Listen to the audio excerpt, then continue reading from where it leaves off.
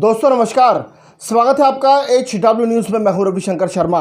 महाराष्ट्र के मुख्यमंत्री उद्धव ठाकरे केंद्र की नरेंद्र मोदी सरकार पर जमकर निशाना साध रहे हैं। उद्धव ठाकरे ने कहा है कि जो लोग कोरोना वायरस के इस महासंकट में ओछी राजनीति करने पर उतारू हैं, वे शौक से करें, लेकिन मेरी सभ्यता और मेरी संस्कृति मुझे ऐसे समय में राजनीति करना नहीं सिखाती। मैं पूरी लगन से जनता की सेवा करता रहूँगा।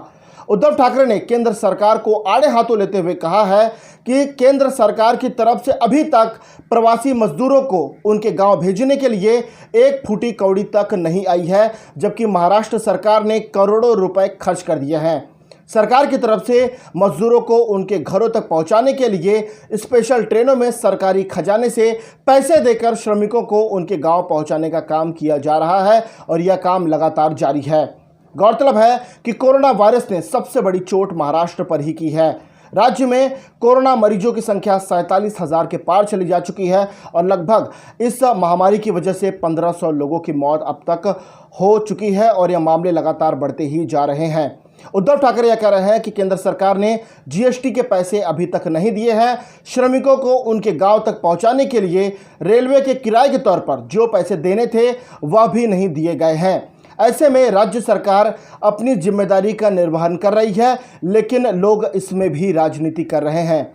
उद्धव ठाकरे ने यह स्पष्ट किया है कि अभी मुंबई में फिलहाल सामान्य तरीके से हवाई सेवाओं को संचालित करना मुश्किल है, क्योंकि अभी भी मुंबई में कोरोना वायरस के मामले तेजी से बढ़ रहे हैं।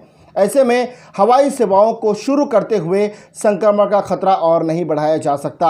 हालांकि इस बीच महाराष्ट्र सरकार ने मुंबई में घरेलू उड़ानों के लिए हर रोज 25 टेक ऑफ और 25 लैंडिंग की अनुमति देने पर अपनी सहमति जता दी है और बताया है कि यह संख्या धीरे धीरे बढ़ाई जाएगी।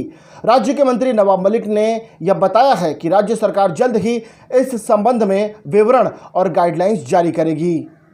इसके अलावा उद्धव ठाकरे ने यह कहा कि फिलहाल जो परिस्थिति मुंबई शहर की है, उसको देखते हुए यह बिल्कुल नहीं कह सकते हैं कि 31 मई के बाद भी लॉकडाउन हटेगा या फिर नहीं।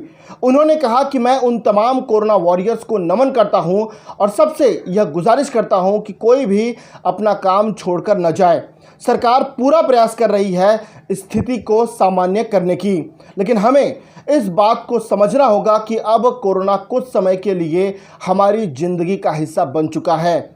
हमें अब इसे एक नियम के रूप में कुछ वक्त तक निभाना होगा और सोशल डिस्टेंसिंग, मास्क जैसे हथियारों को अपनी जिंदगी का हिस्सा बनाना होगा।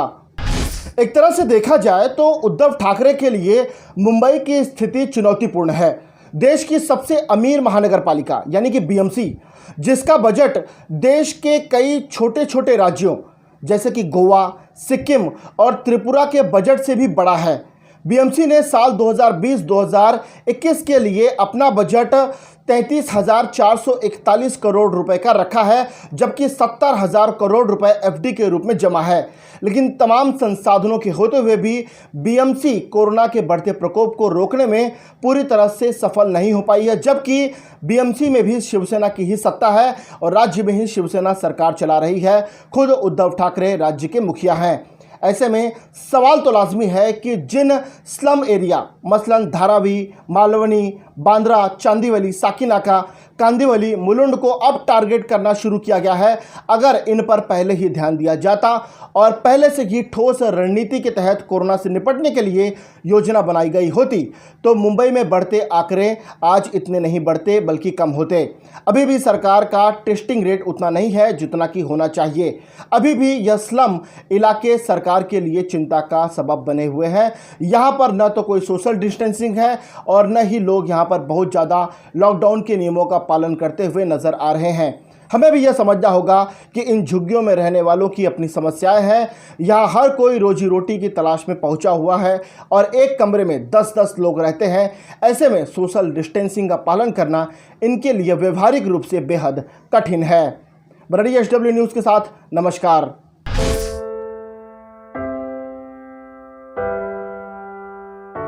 हमारे घरों में भी बच्चे होते हैं जो हमसे प्यार दुलार की आस करते हैं। हमारा भी जीवन साथी है जिसको हमारे ड्यूटी से घर आने का इंतजार होता है। हमारे घर में भी एक बूढ़ी माँ है जिनके लिए आज भी हम ही आंखों के तारे हैं। लेकिन हम हमारे घरों में नहीं है। आपकी सुरक्षा में कोई कसर न रहे, इसलिए हम अपने प्रियजनों से दूर है। हम में से ही कुछ तो अब इतने दूर जा चुके हैं कि वो वापस अपने घरों को लौट भी नहीं पाएंगे। हमें गर्व है कि हमारे कंधों पे मुंबई शहर के नागरिकों की सुरक्षा की जिम्मेदारी है। हमारे जज्बे और बलिदान को व्यर्थ न जाने दे। इस संकट के समय में आप घर पे रहे, सुरक्षित रहे।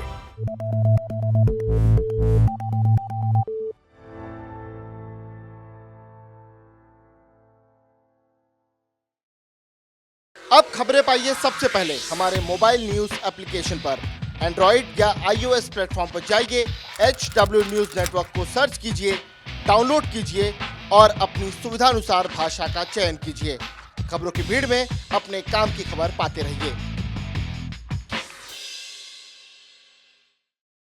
अगर आपको हमारा ये वीडियो पसंद आया है तो आप इसे शेयर करें, फेसबुक पर हमारे पेज को लाइक करें, ट्विटर पर हमें फॉलो करें, यूट्यूब पर ज़रूर सब्सक्राइब करें ताकि आपको हमारे हर खबर की अपडेट मिलती रहे।